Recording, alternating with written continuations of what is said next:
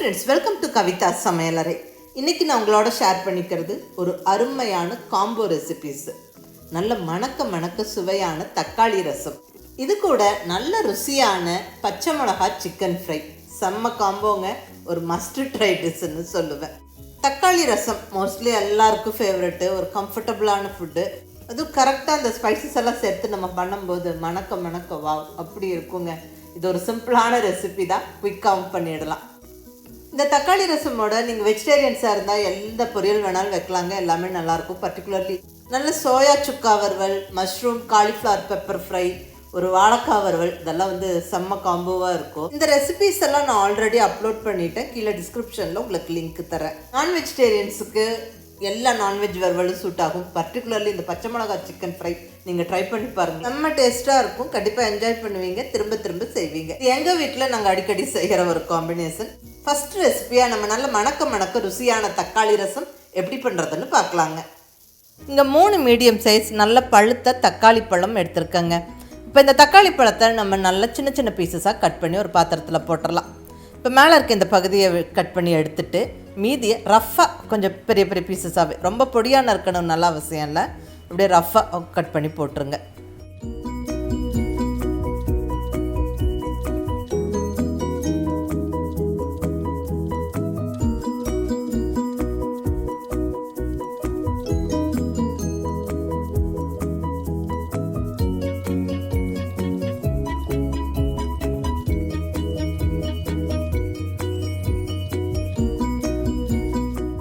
இந்த தக்காளி எல்லாமே கட் பண்ணி பாத்திரத்தில் போட்டாச்சு. அடுத்ததாக ஒரு நெல்லிக்காய் சைஸ் புளி, ஒரு சின்ன நெல்லிக்காய் சைஸ் புளியும் சேர்த்துக்கிறேன். இந்த புளியும் இந்த தக்காளியோடவே அப்படியே போட்டு விட்டுருங்க, கொட்டை நாரெல்லாம் எடுத்துட்டு. இப்போ இதில் ஒரு 2 டம்ளர் தண்ணியை விட்டுட்டு நம்ம ஸ்டவ்வில் இந்த பாத்திரத்தை எடுத்து வச்சிடலாங்க. புளியை நம்ம ஊற வச்சு கரைக்கணும். அதுக்கு பதிலாக இப்படி தக்காளியோட ஒரு சின்ன பீஸ் புளியும் சேர்த்து நம்ம ஸ்டவ்வில் வச்சு விட்டுட்டு நல்ல ஒரு கொதிக்கு நல்ல ஒரு பாயிலாக விட்டுட்டு ஸ்டவ்வை ஆஃப் பண்ணி விட்டுறலாங்க. நல்லா அந்த தக்காளியும் சாஃப்டாயிரும், புளியும் ஊறிடும். அதுக்கப்புறம் ரெண்டையும் நம்ம கரைச்சிட்டு நம்ம ஜம்முன்னு ரசம் வச்சிடலாம்.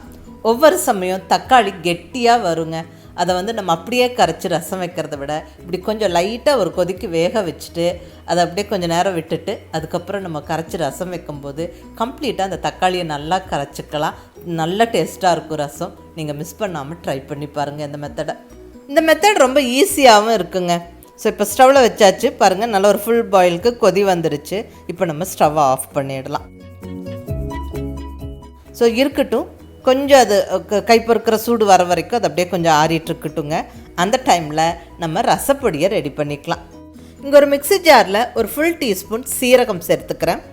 கூடவே ஒரு 3/4 டீஸ்பூன் அளவுக்கு குறுமிளகு பெப்பர், அடுத்ததாக ஒரு ஃபுல் டீஸ்பூன் கொத்தமல்லி விதை கொரியாண்டர் சீட்ஸ், கூடவே 1/4 டீஸ்பூன் அளவுக்கு பெருங்காயம். நான் இங்கே கட்டி பெருங்காயம் கிரானுவல்ஸாக இருக்கிறது சேர்த்துக்கிறேன். இந்த பெருங்காயம் கண்டிப்பாக சேர்க்கணுங்க, அப்போ தாங்க ரசத்துக்கு பர்ஃபெக்டான டேஸ்ட்டும் வாசனையும் கிடைக்கும், நல்லதும் கூட.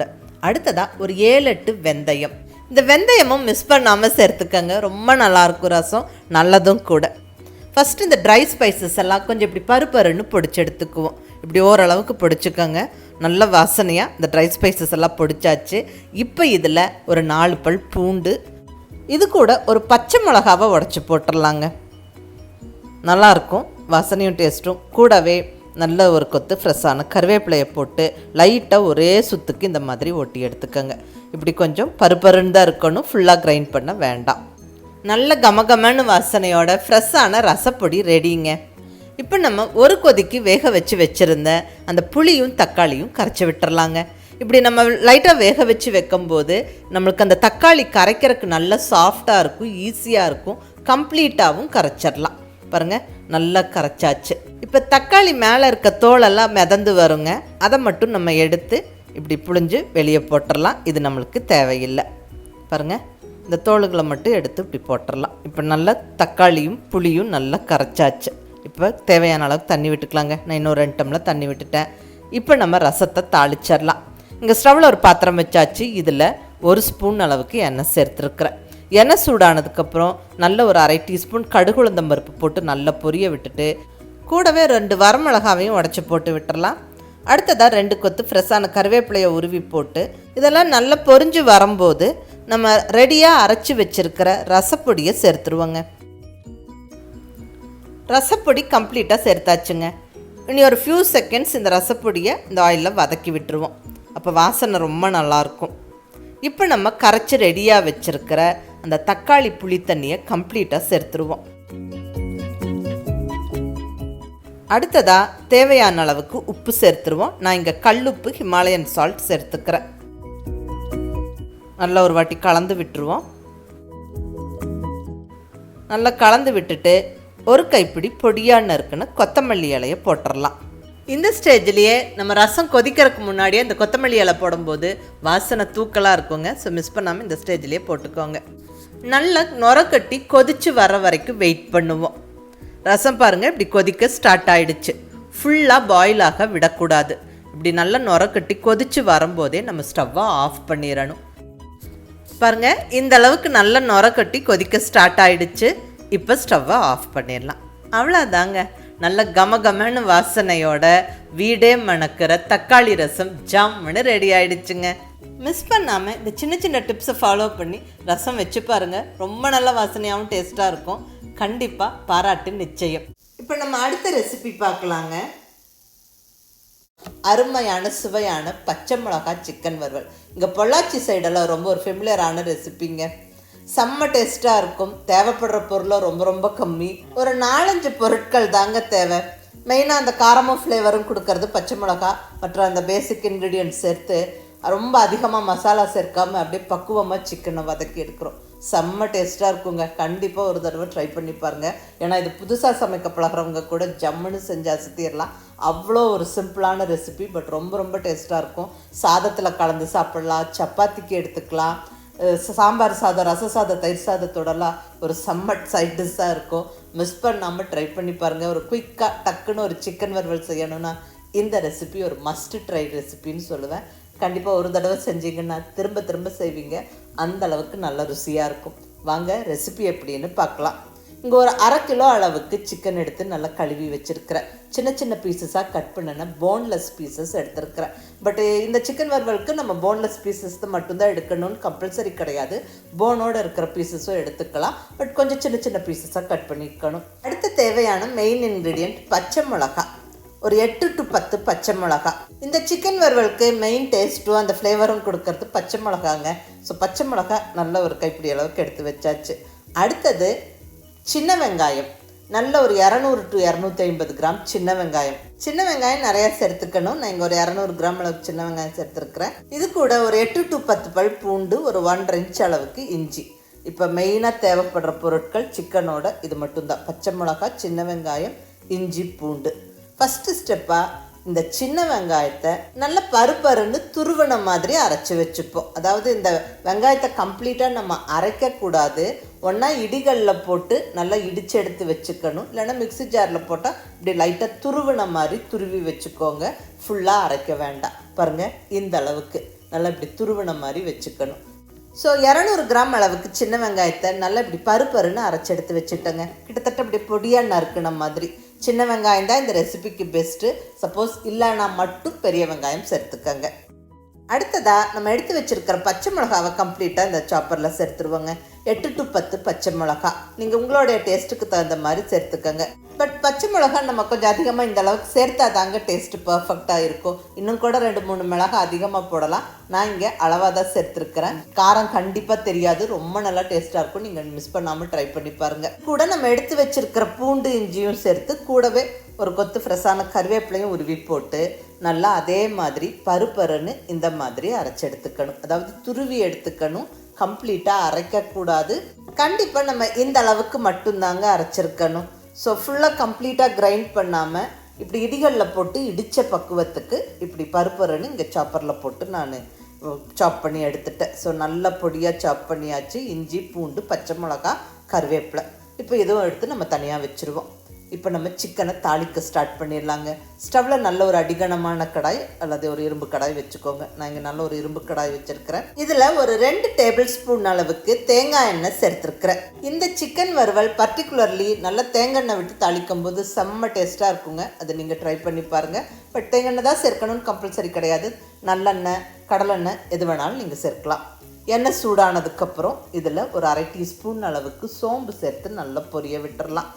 இந்த சோம்பு நல்லா கொஞ்சம் பொரிஞ்சு வந்ததுக்கப்புறம் ஒரு 2 கொத்து கருவேப்பிலையை உருவி போட்டுருவோம். கருவேப்பிலையை நல்லா பொரியட்டும். இப்போ அரைச்சி ரெடியாக வச்சுருக்கிற பச்சை மிளகாய், இஞ்சி, பூண்டு, கருவேப்பிலை நல்லா பருப்பருன்னு அரைச்சி வச்சுருந்தோம் இல்லைங்களா, அதை ஃபஸ்ட்டு அந்த எண்ணெயில் போட்டு விட்டு நல்ல ஒரு 2 நிமிஷம் வதக்கி விட்டுருவோம். அந்த தேங்காய் எண்ணெயில் அந்த இஞ்சி, பூண்டு, பச்சை மிளகாய், கருவேப்பிலையெல்லாம் நல்லா பச்சை வாசனை போகிற வரைக்கும் நல்லா வதங்கி வரட்டும். இப்படி நல்லா அது வறுப்பட்டாவே வாசனை செம்மையாக இருக்குங்க. இப்போ நம்ம ரெடியாக பருப்பருன்னு துருவன மாதிரி அரைச்சி வச்சுருக்கிற அந்த சின்ன வெங்காயத்தை கம்ப்ளீட்டாக சேர்த்துருவோம். நல்ல ஒரு 200 கிராம் சின்ன வெங்காயம். சின்ன வெங்காயம் சேர்த்து விட்டு நல்லா வதக்கி விடணுங்க. வெங்காயம் நல்லா கலர் மாதிரி நல்லா கம்ப்ளீட்டாக சாஃப்ட் ஆகிற வரைக்கும் நல்லா வதக்கி விடணும். ஒரு 2 நிமிஷம் நல்லா வதக்கி விட்டதுக்கப்புறம் இப்போ இதில் மஞ்சள் பொடி சேர்த்துக்குவோம். ஒரு 1/4 டீஸ்பூன் அளவுக்கு மஞ்சள் பொடி சேர்த்து நல்லா கலந்து விட்டுருவோம். அகைன் ஒரு 2-3 நிமிஷம் இந்த வெங்காயம் நல்லா வதங்கி வரட்டும்.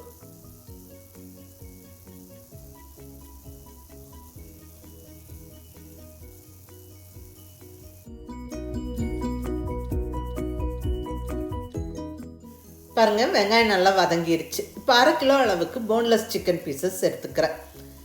நான் இங்கே போன்லெஸ் சிக்கன் பீசஸ் சேர்க்குறேன். பட் போனோட இருக்கிற சிக்கன் பீசஸும் சேர்க்கலாங்க, அது ஒன்றும் பிரச்சனை இல்லை. பட் கொஞ்சம் சின்ன சின்ன பீசஸாக கட் பண்ணிக்கோங்க. சிக்கன் சேர்த்து விட்டு நல்லா வதக்கி விட்டுறணும். நல்ல ஒரு 3-4 நிமிஷம் வதக்கி கொடுங்க.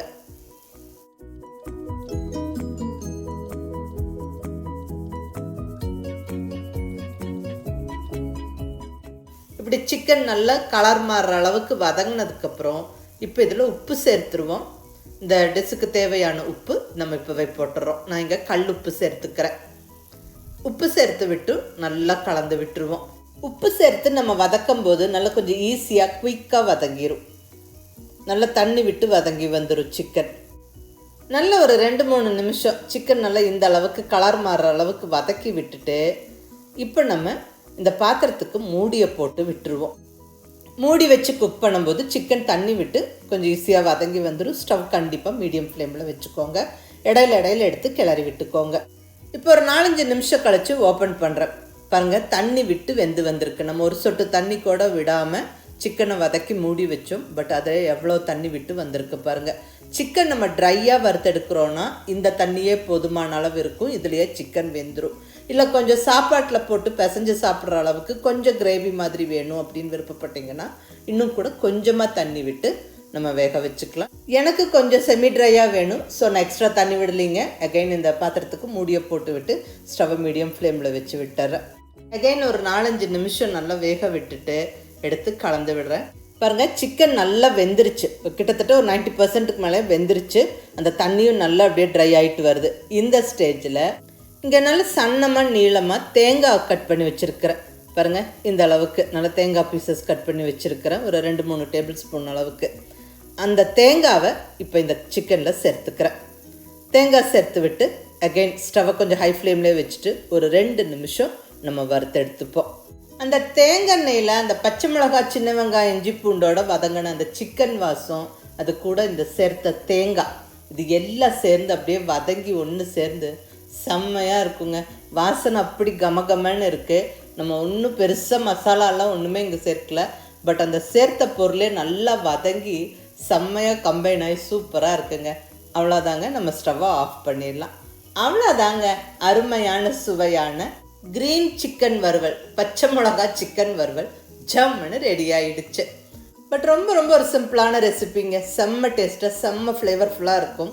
மிஸ் பண்ணாமல் ட்ரை பண்ணி பார்க்க வேண்டிய ஒரு ரெசிபி.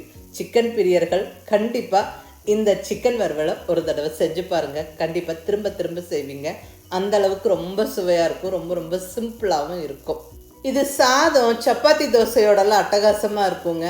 சாம்பார் சாதம், ரச சாதம், தயிர் சாதத்துக்கு ஒரு செம்ம காம்பினேஷனாக இருக்கும். மிஸ் பண்ணாமல் ட்ரை சமைக்க பழகிறவங்களுக்கெல்லாம் இது ரொம்ப ஒரு கம்ஃபர்டபுளான ரெசிபி.